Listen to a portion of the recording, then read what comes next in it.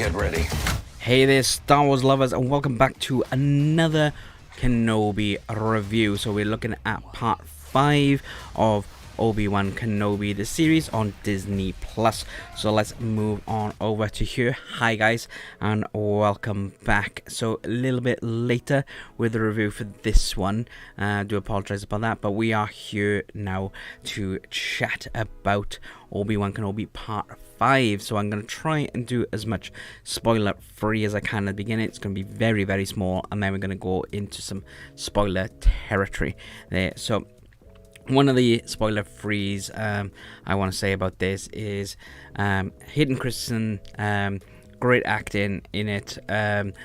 I've seen lots and lots of spoilers before I could actually watch this episode, so I'm sure you guys have as well, but some good acting in it as well.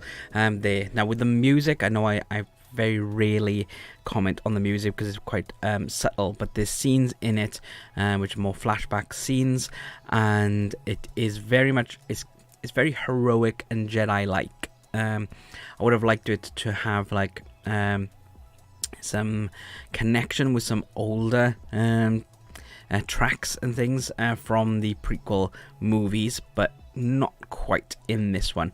So but it was nice to actually see and hear some of the music and not it be just like embedded in the background and you don't really pay much attention to it. So I thought that was great. What else can I say that's spoiler free? There's lots and lots that happened in this episode, and yeah, it's like don't think there's much else that we can say that's spoiler free. The story, and there are parts in it where it is a bit of an eye roll, but I do like the use of flashbacks for different parts of this episode during the development of the story. It is it's the same flashback. It's one scene of a flashback, but it's broken into different bits, and I do like how this whole story of this episode is split with that flashback really, and the turning points of each of the key parts of that scene from the past was brought into that. We get to know more about Third Sister as well, which was great. We get to see some cool things with Vader as well. There is a Force Unleashed moment in it. Not as cool as Force Unleashed, but we'll come on to that in the spoiler-free section. All to do with Force powers. So yeah, that is pretty much the spoiler-free version there. I'm gonna have to go into spoiler territory. Sorry guys. So this is your warning now. If you haven't seen the episode and you don't want any spoilers, then I do recommend pausing, go watch it, and then come back and have a watch, and then pop in the comments as well then your thoughts about this episode really. And yeah, it's like a lot happens, and I know a lot of people liked it and a lot of people didn't like it, so who knows. But anyway, that is your spoiler warning done. So we're gonna go in with some spoilers now. So it starts off with a training sparring session between Obi-Wan and Anakin, and Hayden Christensen does play him, and they don't really age him down. Now, I know a lot of people hated that, but I know a lot of people is if they did age him down and he looked very CG, then they would have complained about that as well. So there's no pleasing Star Wars fans. Yes, it looked a bit odd, but I didn't mind because I was more into the story than how old he looked. Really, there. It's like with Stranger Things when they bring Elle back, and obviously Elle was a lot younger back in the flashback parts of that, and they just deep fake her face onto the kid, and it just felt wrong completely, and I think that would have been a bit like it with this one, especially when everyone goes on about Luke in Book of Boba Fett and Mandalorian season 2 as well. It's like they always have comments about that, so I think you're damned if you do, if you're damned if you don't, really, with that one. But it didn't bother me that he did look considerably older than he would have been in that, because this would have been after Attack of the Clones. This would have been because he was still an apprentice in Attack of the Clones, and actually no, it was before Attack of the Clones. Sorry, yeah, before Attack of the Clones, because he had both hands in that Anakin, obviously. But that entire sequence is like I said in the spoiler-free section, it split it up. So different parts happen in it where it was just sparring, and then Anakin gets more aggressive, and then to the point where Obi-Wan is losing, and then all of a sudden Obi-Wan turns it around.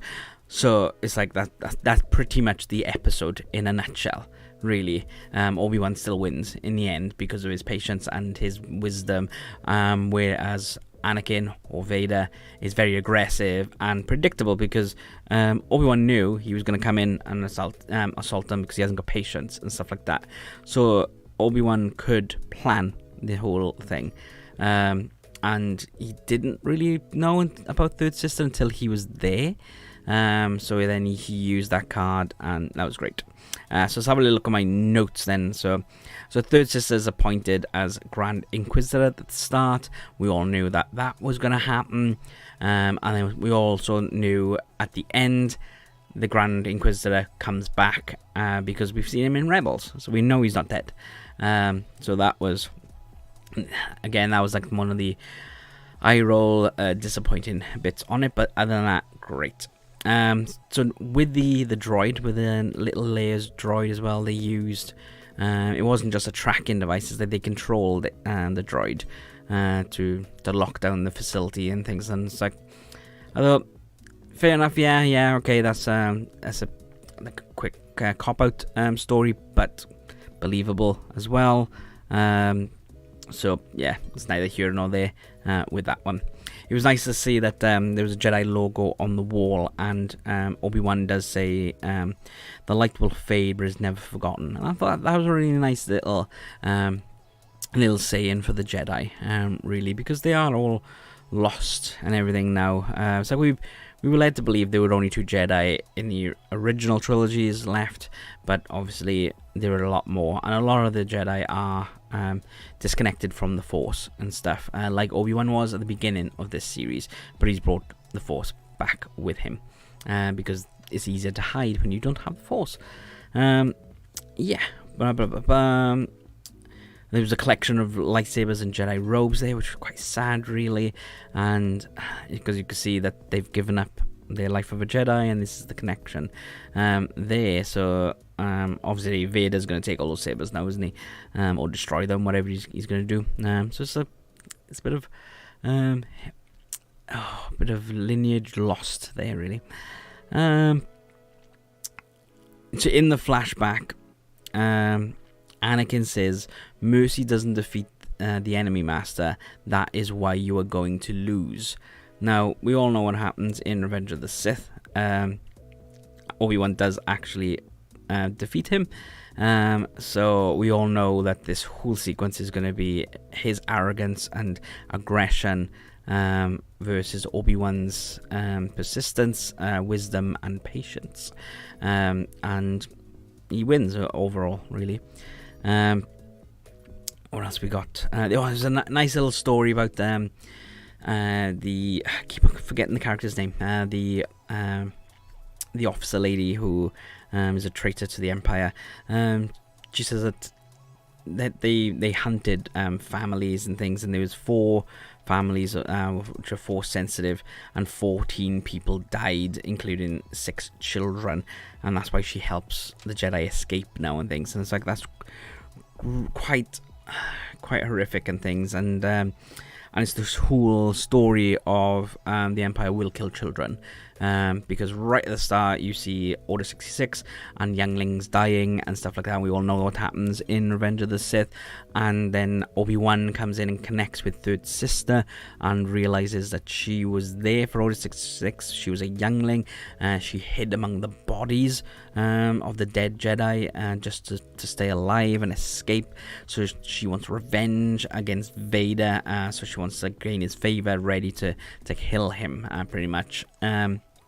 So it's very much like the Empire, the Sith, whatever you want to call them, in this little transitional period, they're there to kill children. And I do like the way that Obi-Wan puts two and two together with Third Sister, because nobody else would really know that Anakin Skywalker is Darth Vader, because all the people that did are dead, other than Yoda and Yoda, Bail, and Obi-Wan. And she tells him that Anakin is still alive, and he confronts her with this. It's like, no, he wouldn't have confided that in you. So that was quite interesting. And then he realizes that she was there, and then she says that she stayed among the bodies as they went cold, and it's horrific. No wonder she is how she is now. So it's like her drive is to get there to kill Vader, and her beef against Obi-Wan is he wasn't there to help. He wasn't there to stop, but obviously he was trying to figure things out, and then he came and he was too late. And I think he should have said that. I think he should have said just like where he was, and when he came back, it's like all this had happened, and then he, because he was actually fighting Grievous at the time, wasn't he? And then he comes back, and all that happens. So that he should have told her really where he was and things, and then said like, I thought I defeated him, but obviously not. And there we go.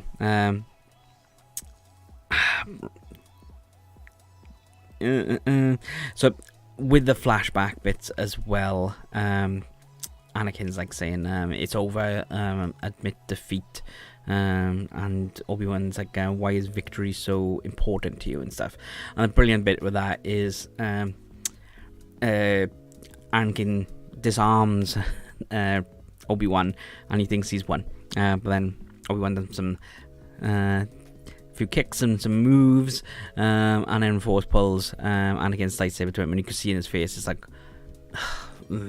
he's lost. It's like, well, stop being cocky there. But I thought Obi-Wan's bolt, the blaster deflection was on point in this. He was great with that. And it's good to see that this little tiny battle in there as well. These civilians fighting and killing some stormtroopers, and vice versa, that they were dying and things. And Obi-Wan's trying to help anyone that got shot and things, and he was at the front trying to deflect, and unless he was pulling somebody to safety, whereas Third Sister was like hiding behind the stormtroopers so she wouldn't get hit, but he was very much there protecting, like true Jedi that he is. And then Officer Lady, which I can never remember her name, gets hit, and she blows herself up with a thermal detonator, which buys them a little bit more time, which I thought was pretty cool, really there. But then Obi-Wan surrenders because he knows that Vader will just come in and kill everyone, and he's got the plan of using Third Sister to help, and that is what happens. So Vader comes in then